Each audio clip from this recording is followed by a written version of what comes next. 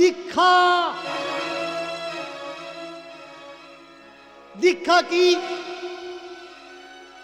কানে কানে ফিস ফিস, মাসে মাসে চাঁদা দিস। ডেফিনেশন অফ দ্য দীক্ষা। আমার কথাগুলো শুনলে কাদের রাগ হবে? যারা সবে ১,৫০০ শিষ্য করেছে, আরো অর্ডার আসছে বাবা আসুন নাম নেব, তা ওরা আমার কথা যদি শোনে আমার ওপর রাগ করবে না? ও দেখবে ধান্না বন্ধ করে দিচ্ছে, শিষ্য বাড়ানো কমে গেল। আপনি মনে করছেন তাহলে এতদিন যে আমরা দীক্ষা নিয়ে আসছি, আপনারা এখানে যারা যারা আছেন বুকে হাত দিয়ে বলবেন দীক্ষা নিয়ে আপনার কি মঙ্গল হয়েছে? সুগার কমেছে, প্রেশার কন্ট্রোলে এসছে, কোলেস্ট্রল লেভেল ঠিক আছে? নেই। তাহলে দীক্ষায় কি উপকার হয়? মায়েরা, বাবারা যারা দূর দূর থেকে এসেছেন, কমিটির থেকে আমার অনুরোধ আছে, বাবা আপনি গণ্ডগোলে শিল্পী, অনেকে আপনার উপরে একটু কুমন্তব্য রাখে, আপনি পালা করবেন। এবার আমি কি করব না করব, আমার ড্রাইভার হচ্ছেন আপনারা, আমি তো গাড়ি, আমি চলতে পারি না। আপনারা যদি বলেন যে বাবা এই দিন, আমি এই দিতে থাকব। আর যদি বলেন এগুলো শুনবো না, দাঁড় করিয়ে একটা পালা করুন, আমি পালা করব। পালা পালা করব। আচ্ছা পালা নয়, এই করব। তাহলে জোর করে উলুধ্বনি।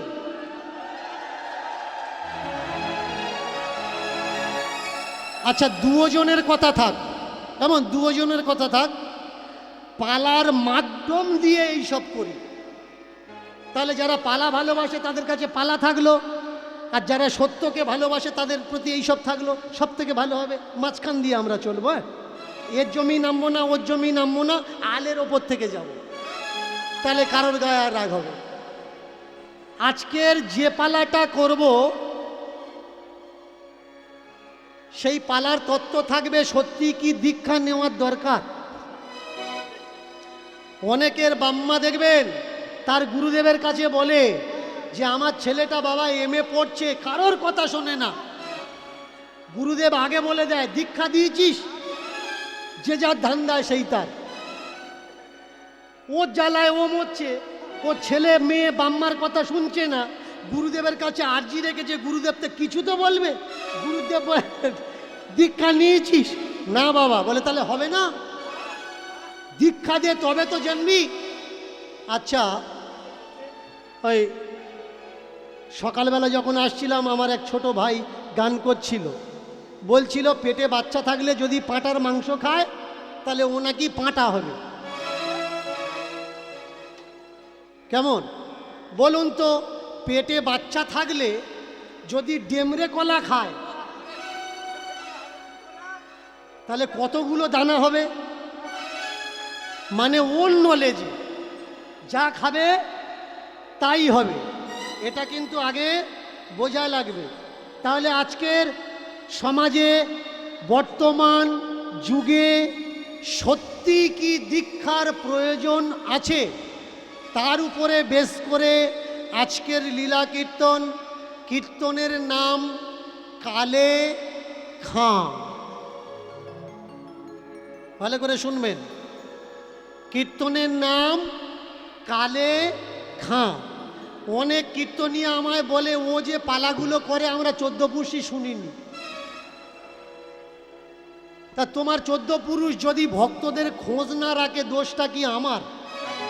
পড়াশুনো করবে তাই তো জানতে পারবে। পড়ে নিও।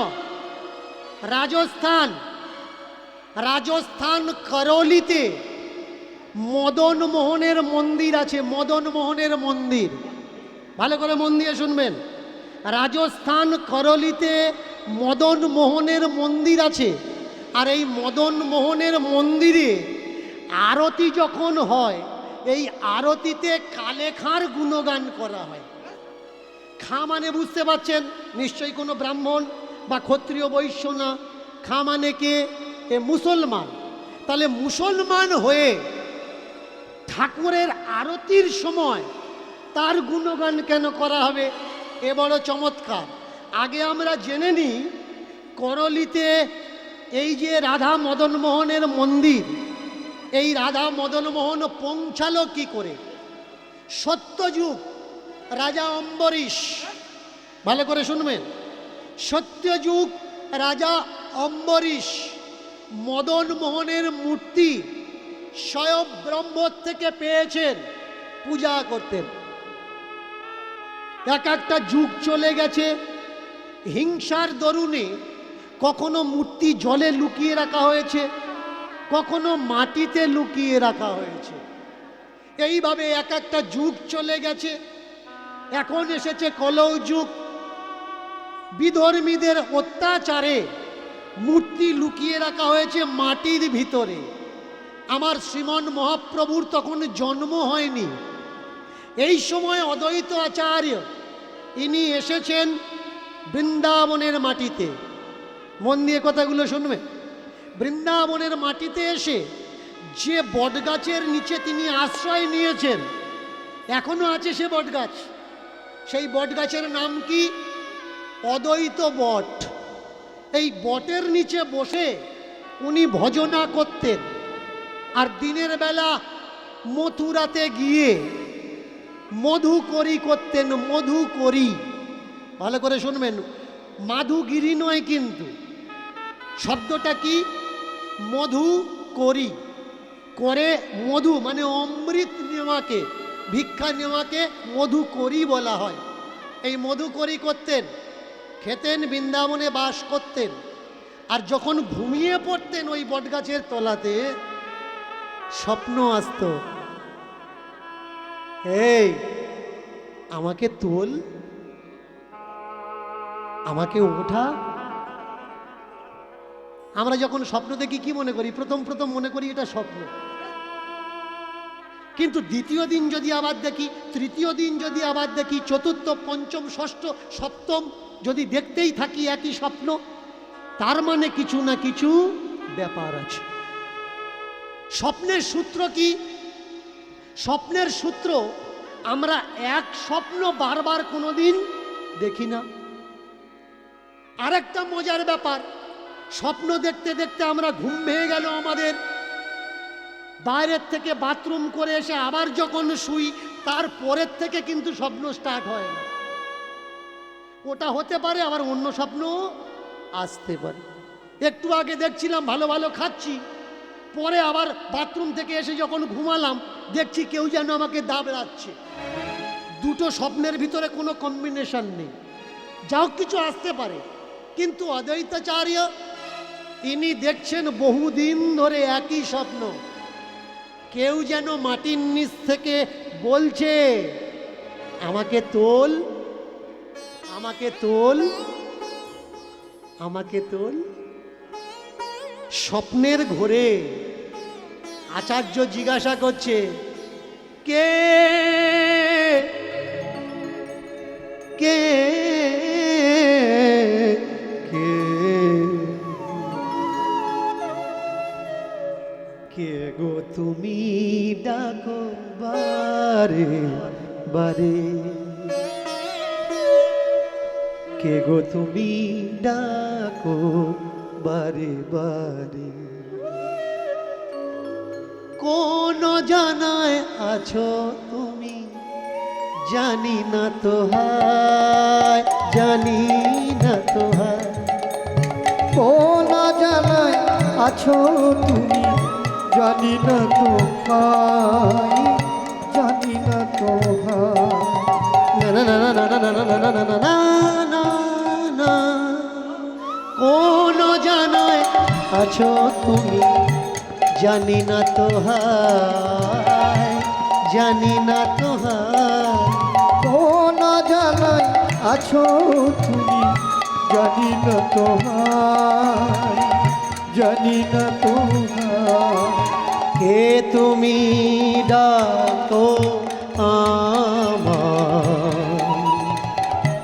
বলো আছো কোথায়, বলো আছো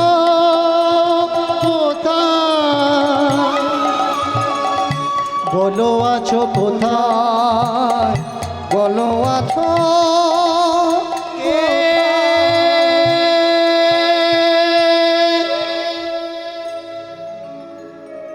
ঘুম ভেঙে গেছে, অনেক রাত, জেগে উঠেছে, অন্ধকার। এখন যারা বৃন্দাবনে গেছেন, বৃন্দাবন সে বৃন্দাবন আর নেই, অনেক পরিবর্তন। এখন গেলে বাবলা কাঁটা দেখতে পাবেন, কিন্তু তৎকালীন সময়ের বৃন্দাবনের প্রেক্ষাপট এত ভয়ঙ্কর ছিল, বিষধর সাপ, হিংস্র জন্তু জানোয়ারের নিবাস ছিল। বৃন্দাবনে সেই যেত যার বাঁচা দিয়ে আর ইচ্ছা ছিল না, হয় মৃত্যুকে পাবো, না হলে গোবিন্দকে পাবো, দুটো রাস্তা। উঠে জেগে দেখছে কে?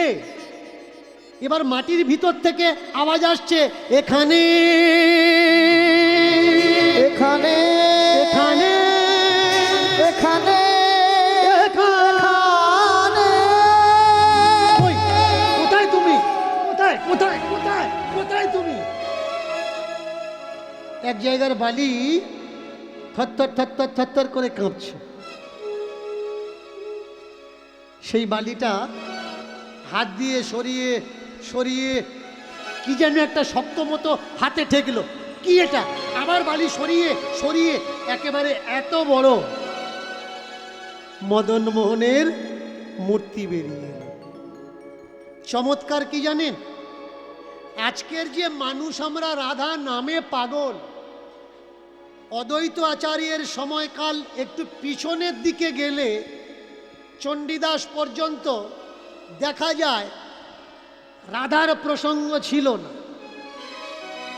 আজকের যে কৃষ্ণর পাশে যে রাধাকে বসিয়ে আমরা পূজার্চনা করছি, গোটা বৃন্দাবনের মাটিতে কৃষ্ণের পাশে রাধা প্রতিমূর্তি ছিল। এই রাধা প্রতিমূর্তি আসলো কিভাবে? ভালো করে শুনে রাখবেন, মনে রাখবেন কথাগুলো।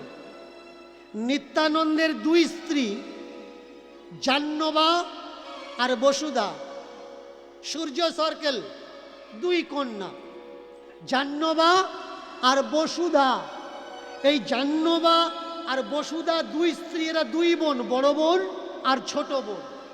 এইবার এই নিত্যানন্দের স্ত্রী যেদিন বৃন্দাবনে আসলেন, নিত্যানন্দের স্ত্রী প্রথমে রাধামূর্তি তৈরি করিয়ে কৃষ্ণের পাশে দাঁড়িয়ে প্রতিষ্ঠা করলেন। এই হলো রাধার ইতিহাস, আগে জানা লাগবে। তাকিয়ে দেখুন, একখানা মূর্তি উঠেছে মদন মোহন, চতুর্দিকে পরিচিত হয়ে গেল যে কোত্থেকে? শান্তিপুর, নবদ্বীপের শান্তিপুর, নদিয়ার শান্তিপুর থেকে এক বাবাজি এসছে, আধোড়া আধমরা বুড়ো বাবাজি, আর তার হাতে একখানি মূর্তি উঠেছে স্বপ্ন আদেশ করে।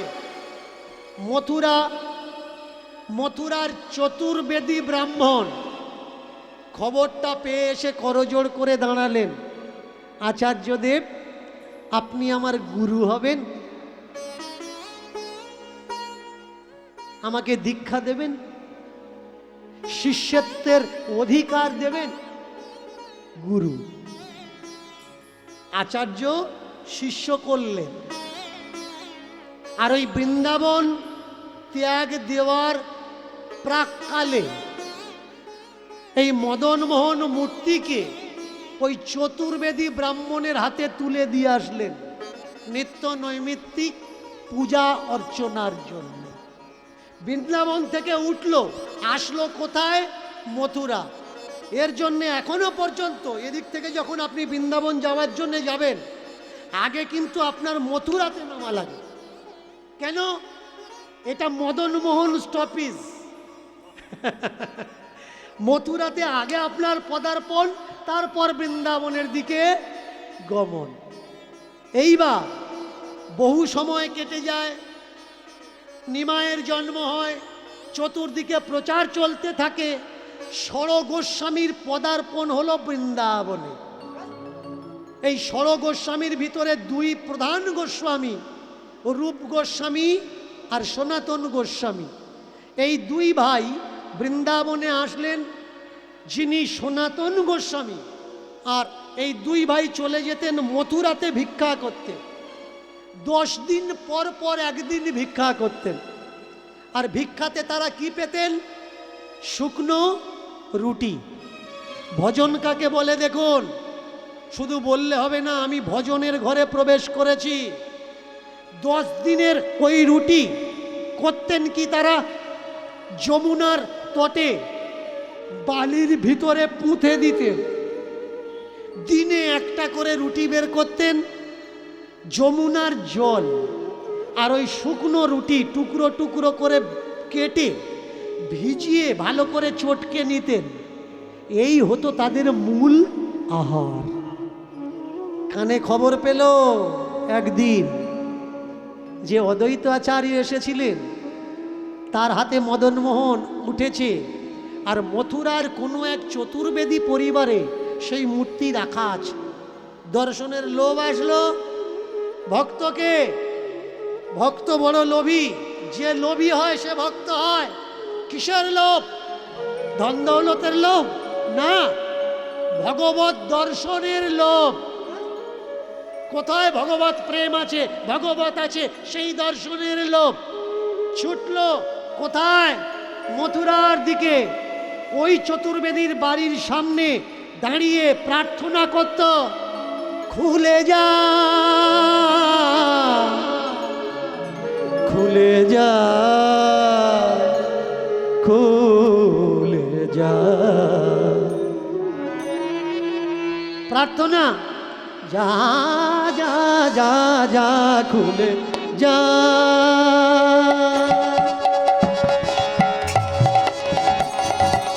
যা যা যা যা যা যা যা যা যা যা যা, খুলে যা।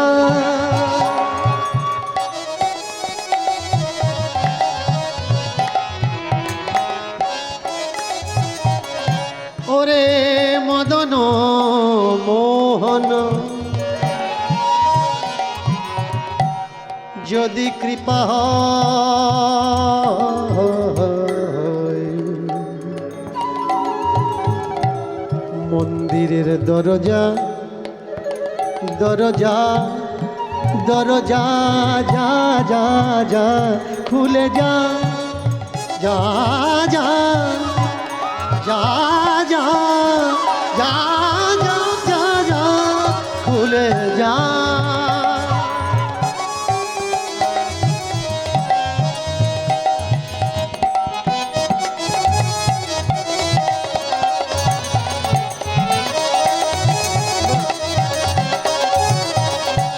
যদি থাকে পূর্বে কোনো ভজন সাধন, খুলে যাও মন্দিরের দরজা, যেন আমার হয় প্রভুর দর্শন। খুলে যা, যা যা, খুলে যা। ওমা, তোমার দরজায় এসেছি গো মা, যে জন্যে এসেছি দাও দাও। সেটা দিলে নিয়ে চলে যাবে, দাও দাও, যে জন্যে এসেছি। রুটি এনে দিয়েছি। হ্যাঁ গো মা, তোমাদের মন্দিরে ভোগ দেবে না? দুপুর হয়ে গেল তো। দেব দেব। তাহলে এক কাজ করো না, ওই মন্দিরের প্রসাদই যে প্রসাদ, মহাপ্রসাদ, ওই ভোগ মহাপ্রসাদ দাও না, এ দিও না। হাত পেতে দাঁড়িয়ে আছে, কিসের জন্য? খাবারের জন্যে না। আখিয়া দর্শন কো লাগে প্যাসি। ভক্ত মুখের জন্য ভিক্ষা করে না, নয়নের জন্যে, ভাবের জন্যে ভিক্ষা করে। দরজাটা খোলো, যেই প্রসাদ দেওয়ার জন্যে, ভোগ চড়ানোর জন্যে দরজাটা খুলেছে, ওরে বাপরে, কে কে? তুমি তীর্থে যাচ্ছ, তুমি যাচ্ছ না, তোমার ডাক এসেছে তাই তুমি যাচ্ছ। তুমি ভগবান দেখছো, ওতে কোনো যায় আসে না। যেদিন ভগবান তোমাকে দেখে নেবে সেই দিন যায় আসে। তুমি ডাকছো, দেখা দাও, দেখা দাও, দেখা দাও, ও দেখা দিচ্ছে না। কিন্তু যেদিন ওর ডাক আসবে, দেখা দে, দেখা দে, দেখা দে, সেদিন তুমি আর টিকতে পারবে না। কে কে? ভিক্ষায় কি চাইলেন?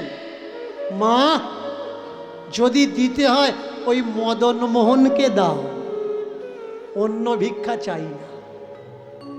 বৃন্দাবনের মদন মোহন চলে যাবেন গোপীনাথ বাগ, বহুদিন কাটিয়েছি আমি গৌর মন্দিরের কাছে। এই বৃন্দাবনের মদন মোহন বিধর্মীদের অত্যাচারে তাকে নিয়ে গিয়ে রাখা হলো কোথায়? রাজস্থান। আর সেই রাজস্থান থেকে মূর্তি আসলো করলিতে, এখানে স্থাপনা করা হলো, মন্দির নির্মাণ করা হলো। সেই থেকে আজও পর্যন্ত করলির মদন মোহন নামে খ্যাত। সার্চ করে নেবেন কালে খাঁ, ভক্ত কালে খাঁ বা রাজস্থান করলির মদন মোহন মন্দির, গুগল তো আছে আপনার হাতের মুঠোয়, ঠিকানা পেয়ে যাবে। চমৎকার দেখুন, ওর যখন বুলাবা আসে, ও তো না অন্ধ দেখে না খোঁড়া দেখে, ও টেনে নেয় তার কাছে। ভগবান কাকে ভালোবাসে? যে ভগবানকে ভালোবাসে। ভগবান অন্য কিছু চায় না যে তুমি শুকিয়ে শুকিয়ে একাদশী করো, দ্বাদশী করো, ত্রয়োদশী করো, চতুর্দশী, অষ্টমী, ষষ্ঠী করো। ভগবান এসব চায় না। ভগবান কি চায়? ভগবান চায় তুমি আমাকে কতটা ভালোবেসে পারো। চতুর্দিকে খবর পাঠালো পূজারী, মদন মোহনের সেবায়েতে দরজার সামনে একজন প্রহরী ঝাড়ুদার লাগবে। যদি কোনো ভাগ্যবান থেকে থাকো, চলে এসো মন্দিরের সেবার জন্যে। এবার চতুর্দিকে খবর দেখো ছড়াইয়া গেল, এবার চতুর্দিকে খবর দেখো ছড়াইয়া গেল, চতুর্দিকে খবর দেখো ছড়াইয়া গেল, চতুর্দিকে খবর দেখো ছড়াইয়া গেল। আমার মদন মোহন সেবার তরে লোক লাগবে রেখো। মদন মোহন সেবার তবে আমার মদন মোহন সেবার তরে লোক লাগবে রেখো। মদন মোহন সেবার তবে লোক লাগবে এসো। তোমরা কে কে আছো, কে কে আছো, কে কে আছো, কে কে আছো, ওই মন্দির সেবার করার তরে কে কে আছো, কে কে, ওই মন্দির সেবার করার তরে কে কে আছো, কে কে আছো, ওই মন্দির সেবার করার তরে কে কে আছো, কে কে ওই আছো। মন্দির সেবা করার তরে কে কে আছো, কে কে আছো। যার কানে খবর গেল সেজন ছুটে এলো, যার কানে খবর গেল সেজন ছুটে এলো। দেখো যার কানে খবর গেল সেজন ছুটে এলো। দেখো যার কানে খবর গেল সেজন ছুটে এলো। আমি ঝাঁট দেব, ঝাঁট দেব, আমি ঝাড় দেব, ঝাড় দেব, যা যা বলবে তাই তাই করবো, ঝাঁট দেবো, ঝাঁট তুমি দেব। যা যা বলবে তাই তাই করবো। মদন মোহন সেবার তরে যা বলবে তাই তাই করবো। মদন মোহন নিতাই গৌর হরি বল হরি। সেবার তরে ঝাড়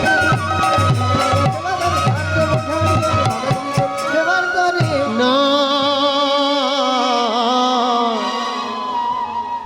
ওরে বাপরে,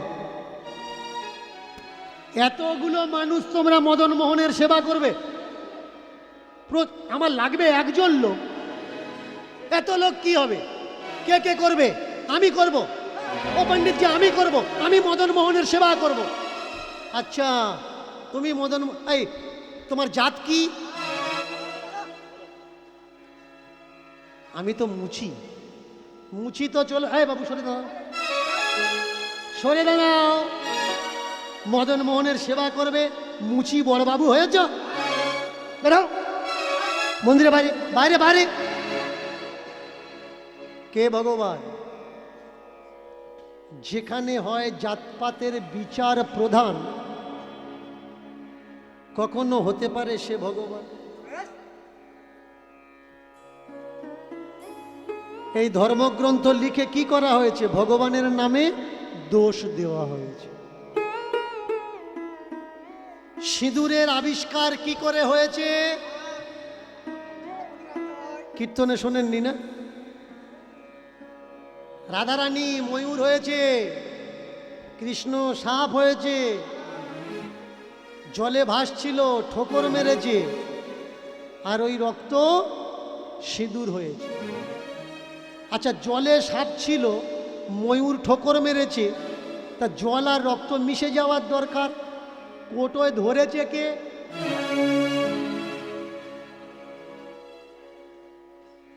ধরুক বা না ধরুক সিঁদুর হয়েছে।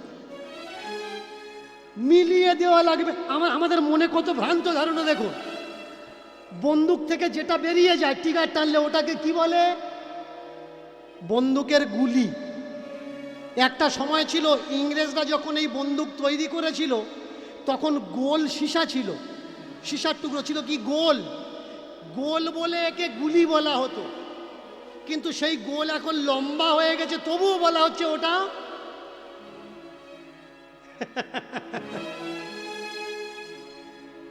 গোল ছিল, গুলি ছিল, লম্বা হয়ে গেছে, তবুও ওটা গুলি। নাম চেঞ্জ হবে না। আগে বোঝা লাগবে ভাই কোন। এই যে আমরা সন্ধ্যার সময় সন্ধ্যা দিই, আমরা সন্ধ্যা কেন দিই? কারণ সন্ধ্যা যখন হয়ে আসে ও চতুর্দিকে অন্ধকার হয়, ঘর দুয়ার কি অন্ধকার হয়ে থাকবে? তার জন্যে ঠাকুর ঘরে প্রথমে একটা প্রদীপ দেওয়া হয়, তুলসী তলায় একটা দেওয়া হয়, বাইরের দরজায় একটা দেওয়া হয়, আর হাওয়ায় যাতে নিভে না যায় মাটির কমণ্ডলু ছিল, কমণ্ডলু। এখন তো চতুর্দিকে বাড়ি হয়েছে। 30-35 বছর পিছনের ইতিহাস, এই জায়গার ইতিহাস খুলুন, দেখবেন হয়তো মাঠের মাঝখানে একজন ছিল বা ছিলও না। প্রচণ্ড হাওয়া হতো, নিভে যাবে। কমণ্ডলুর ভিতরে করে ছোট্ট ছোট্ট প্রদীপগুলো নিয়ে তুলসী গাছের গোড়াতে, বারান্দায়, দূরে পুকুর পাড়ে, এইভাবে ঘরকে আলোকিত করা হতো। কিন্তু এখন ইলেকট্রিসিটি চলে এসছে, তবুও প্রদীপ দেওয়া কেউ বন্ধ করবে? করবে না। এবছর কালী পূজায় আমরা কি করি? মোমবাতি জ্বালাই, 3টে দিন মোমবাতি জ্বালাই। এই মোমবাতি জ্বালিয়ে আমরা কি করি না, কালী পূজার রাত সারা রাত অন্ধকারে থাকবো, আলোকিত হোক। এবছর লাইট থাকার পরেও তবু মোমবাতি আমরা পুড়িয়েছি। কেন? একটা রীতি রেওয়াজ আমাদের জীবনে হয়ে গেছে, এটা করতে হয়। কিন্তু ওটার পরিকল্পিত বিপরীত উপায় চলেও এসেছে, আসলেও তবু আমরা ওই উপায় হচ্ছি না। একটা সময় ছিল জাতের বিচার করা হতো, এখন কনস্টিটিউশনের সময় চলছে, সাংবিধানিক সময়, 21 শতাব্দী।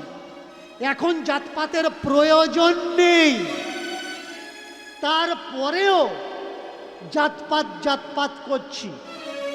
আপনি বলবেন যে বাবা এখন আমাদের সমাজে জাতপাতের অত প্রভাব নেই, মানুষ আর এখন অতটা মানে না। মনে করিয়ে দিচ্ছি, কোনো ক্ষত্রিয় বৈশ্যের ঘরের মেয়ে নেবে? নেবে না। কোনো বৈশ্যীয় আদার কাস্টের মেয়ে নেবে? নেবে না। কাওরা খুঁজবে, মুচি খুঁজবে, বাগদি খুঁজবে, হাড়ি খুঁজবে, ডোম খুঁজবে। এই জাতির বিচার, জাতির কালেকশন আমাদের রক্তে ঢুকে গেছে ভাই, এটা পাল্টানো যাবে না। শুনতে পাবেন কানে। আমার গুরুদেব যাকে তাকে দীক্ষা, তবুও 20-30 হাজার শিষ্য। যাকে তাকে দীক্ষা দেয় না, তবুও 30,000-এর উপরে শিষ্য। এবার যাকে তাকে যদি দীক্ষা দিত, তাহলে পরিচয়টা কোথায় যেত? জাত আর পাত। আপনি নিজ জাতের মানুষ, চিনবেন কিভাবে? আপনি দীক্ষা নেবেন, নেওয়ার পরে আপনার নামের পরে একটা পদবি লেখা হবে। সেই পদবিটা কি? দয়াকর দন্তেশ্বর দাস। পাড়ার কোনো শিক্ষিত ছেলে যদি আপনার বলে যে আচ্ছা বাবা, আপনি নামের পরে দাস লাগাচ্ছেন কেন? ও বলবে, ওরে বাপরে, জানিস আমার গুরুদেব আমার নাম রেখেছে রাধা রমন দাস। এ দাস সে দাস নয়, এ দাস মুচি নয়, আমি তো রাধার দাস। ভাই, দীক্ষা নেওয়ার পরে নামের পরে যদি দাস লাগে, আর সেই দাসটা যদি সে দাস না হয়, তাহলে তোমার গুরুদেবের নামের পরে দাস নেই কেন? তোমার গুরুদেবের নামের পরে গোস্বামী কেন? তোমার গুরুদেবের নামের পরে ত্রিবেদী, চতুর্বেদী, দ্বিবেদী কেন? তোমার গুরুদেবের নামের পরে আচার্য কেন? তোমার গুরুদেবের নামের সঙ্গে প্রভুপাদ জুড়ে আছে কেন? আগে বোঝা লাগবে ভাই। সন্ন্যাস যখন তুমি নেবে, নেওয়ার পরে দণ্ড থাকে, দণ্ড। এই দণ্ডের সাইজ কোনটা? 3টে সাইজ আছে। নিজ জাত কানের নিচে লাঠি থাকবে, মিডিল জাত তাদের কান পর্যন্ত লাঠি থাকবে, তার উপরের জাত মাথা পর্যন্ত, আর তার উপরের জাত মাথার উপর পর্যন্ত। বর্তমান ভারতবর্ষের শঙ্করাচার্য দেখাতে পারবেন না কোনো অব্রাহ্মণ হয়েছে। এই পদটা, এই সিটটা ওদের আন্ডারে, ওদের দখলে। কেন ভাই? যেখানে গীতা বলছে চতুর্বর্ণ মায়া সৃষ্টম, শুনে নিন, চতুর্বর্ণ মায়া সৃষ্টম গুণ কর্ম বিভাগস্য। ভগবান বলছেন গুণ আর কর্মের দ্বারা মানুষ বিভক্ত হয়। সেখানে মনুস্মৃতি বলছে জন্মের পরে ব্রাহ্মণের ছেলে ব্রাহ্মণ হয়। ব্রাহ্মণকে জন্ম জায়তে শূদ্র, মৎস্য পুরাণ জন্ম জায়তে শূদ্র সংস্কারেণ দ্বিজ ব্রহ্ম জানতি ব্রাহ্মণা বিষ্ণু জানতি বৈষ্ণবः। তাহলে মনুস্মৃতি কি বলছে? আলাদা কথা বলছে। গীতা কি বলছে? আলাদা কথা বলছে। মৎস্য পুরাণ কি বলছে? আলাদা কথা বলছে। তাহলে গীতা পৃথিবীর বেশিরভাগই মানুষ মানে।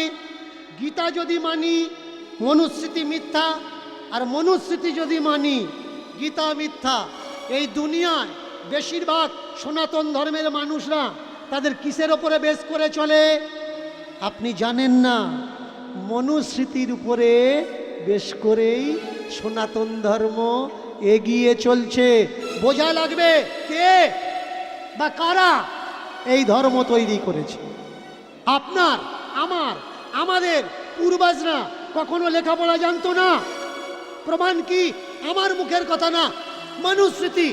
মনুস্মৃতির প্রমাণ পড়ে নেবেন 10वीं চ্যাপ্টার 81 নম্বরের শ্লোকের পরের থেকে দেখতে পাবেন, বুঝতে পারবেন কত বড় ভয়ঙ্কর ভয়ঙ্কর তথ্য ওখানে তুলে ধরা হলো।